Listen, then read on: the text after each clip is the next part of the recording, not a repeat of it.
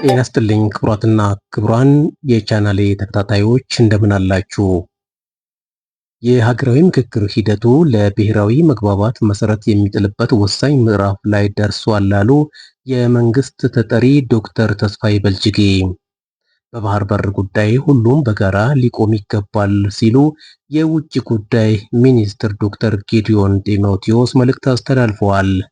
በፈረንጆቹ 2026 የኢትዮጵያን የዓለም ንግድ ድርጅት አባልነት በስኬት ለመቋጨት ድርድር እየተካሄደ ነው። ንቅንቅ የለም፣ በሁለት እግሩ ቆሟል። ምንድነው እሱ? በመጨረሻ ላይ የምነግራችሁ ይሆናል። እስከ መጨረሻው አብራችሁን ቆይታችሁ እንድትከታተሉ ጋብዣለሁ። መልካም ቆይታ።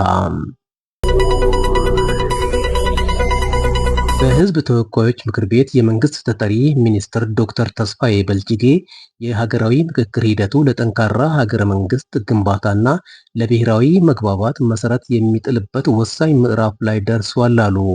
በአሁኑ ወቅት በኢትዮጵያ ጠንካራ የሀገረ መንግስት ግንባታን የሚያፋጥኑ ተግባራት በመከናወን ላይ መሆናቸውን ጠቁመዋል።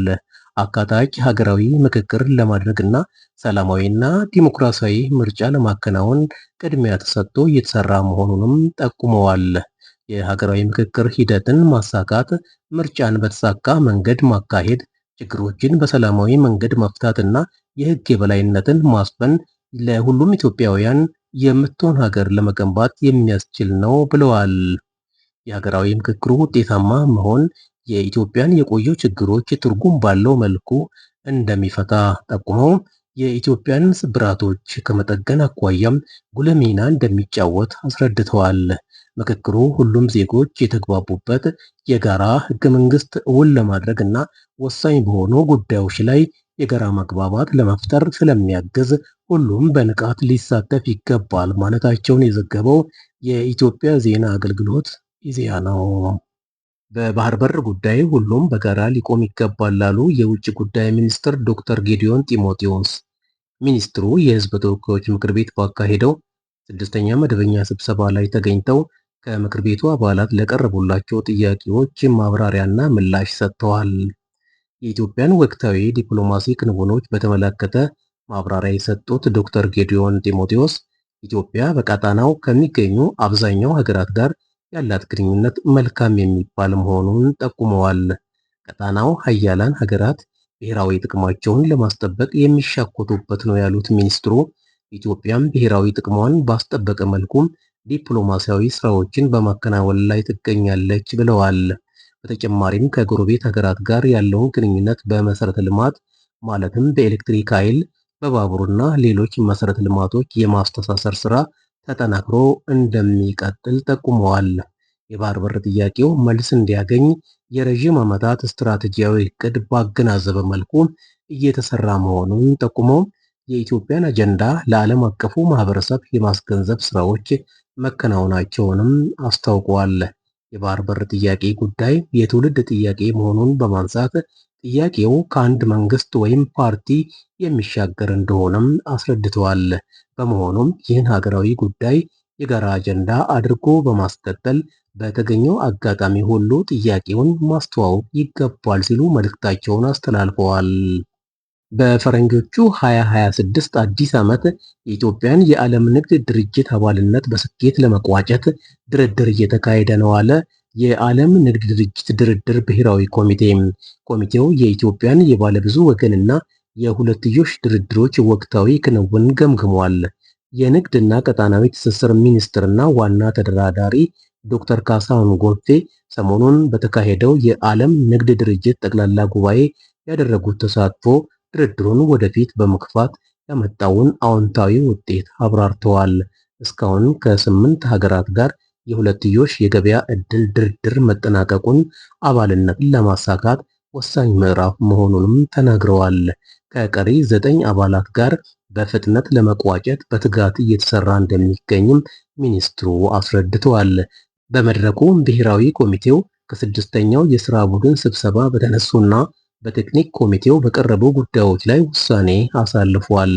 የቴክኒክ ቡድኑ ለሰባተኛው የሥራ ቡድን ስብሰባ የሚያስፈልጉ ሰነዶችን አጠናቆ ለሴክሬታሪያቱ እንዲያቀርብ አቅጣጫ መቀመጡም ተመላክቷል። 7ኛውን የሥራ ቡድን ስብሰባ በመጪው የፈረንጆች አዲስ ዓመት የመጀመሪያ ሳምንት ውስጥ ለማካሄድ መታቀዱንም ሚኒስትሩ ተናግረዋል። በፈረንጆቹ 2026 አዲስ ዓመት የኢትዮጵያን አባልነት በስኬት ለመቋጨት በጠንካራ ተቋማዊ ቅንጅትና ትብብር እንደሚሰራም አረጋግጠዋል። የቡና አምራች አርሶ አደሮችን ተጠቃሚነት የሚያረጋግጡ የማሻሻያ ስራዎች እየተከናወኑ ነው አሉ የግብርና ሚኒስትሩ አዲሱ አረጋ። በሚኒስትሩ የተመራ ቡድን በሲዳማ ክልል ተገኝቶ የቡና ልማት እንቅስቃሴን ጎብኝቷል። በዚህ ወቅት አቶ አዲሱ አረጋ እንዳሉት በተያዘው በጀት ዓመት 600 ሺህ ቶን ቡና ለውጭ ገበያ በማቅረብ ከ3 ቢሊዮን የአሜሪካን ዶላር በላይ ገቢ ለማግኘት ታቅዷል። በአርሶ አደሩና በህብረት ሥራ ማህበራት አማካኝነት እየለማ ያለው ቡና እቅዱን ለማሳካት እንደሚያስችል ጠቅሰው በሲዳማ ክልል የታየው የቡና ልማት ማሳያ መሆኑንም ሚኒስትሩ ተናግረዋል። ቡና አምራች አርሶ አደሮች ተጠቃሚ እንዲሆኑ ለማስቻል የተለያዩ የማሻሻያ እርምጃዎች እየተወሰዱ እንደሆነ ጠቁመው ለአብነትም አርሶ አደሮች በቀጥታ ለውጭ ገበያ ምርት እንዲልኩ የሚያስችል ሁኔታ መፈጠሩን ተናግረዋል። አርሶ አደሮቹ በቡና ስፔሻሊቲ ላይ ግንዛቤያቸው እንዲያድግ መደረጉንና በቀላሉ ፈቃድ የሚያገኙበት አሰራር መዘርጋቱንም ሚኒስትሩ ጠቁመዋል። ቀጥሎ ንቅንቅ የለም በሁለት እግሩ ቆሟል። ስርዓቱ የብዙሃን ሆኗል። ሚሊዮኖች ደግፈውታል። በመደመር እሳቤ እየተመዘገቡ ያሉ ድሎችን ሚሊዮኖች ማጣጣም ጀምረዋል። ገጠርና ከተማን እኩል ማየት የሚችል መንግስት በኢትዮጵያ መመስረቱን አብዛኛው ሕዝብ በፕሮፓጋንዳ ንዝነዛ ሳይሆን በዓይኑ ብሌን ተመልክቶ አረጋግጧል። ከጠላት የሚጣልላቸውን ፍርፋሪ እየለቃቀሙ የኢትዮጵያን መንግስት ሲያጠለሹ የሚውሉ ተላላኪዎች የትም መድረስ እንደማይችሉ የመረዳት አቅም የላቸውም። ላኪዎቻቸው ሙሉ በሙሉ ተስፋ ስላልቆረጡ ነው እንጂ ሐቁን በደንብ ያውቁታል። አሁን ባለው ሁኔታ በተለያየ ምክንያት ተጭበርብረው ከሰላማዊ መንገድ ወጥተው የነበሩ በሺዎች የሚቆጠሩ ወገኖች የህዝብና የመንግስትን የሰላም ጥሪ ተቀብለው ወደ ሰላማዊ ሂደት ተመልሰዋል። በተለያዩ ስራዎች ላይ ተሰማርተው አምራች ዜጋ መሆን ችለዋል። ይህ ስኬት ለኢትዮጵያ ጠላቶችና ተላላኪዎቻቸው የእግር እሳት ሆኖባቸዋል። በመቅበዝበዝ ላይ የሚገኙትም በዚሁ ምክንያት እንደሆነ መገንዘብ ተገቢ ይሆናል።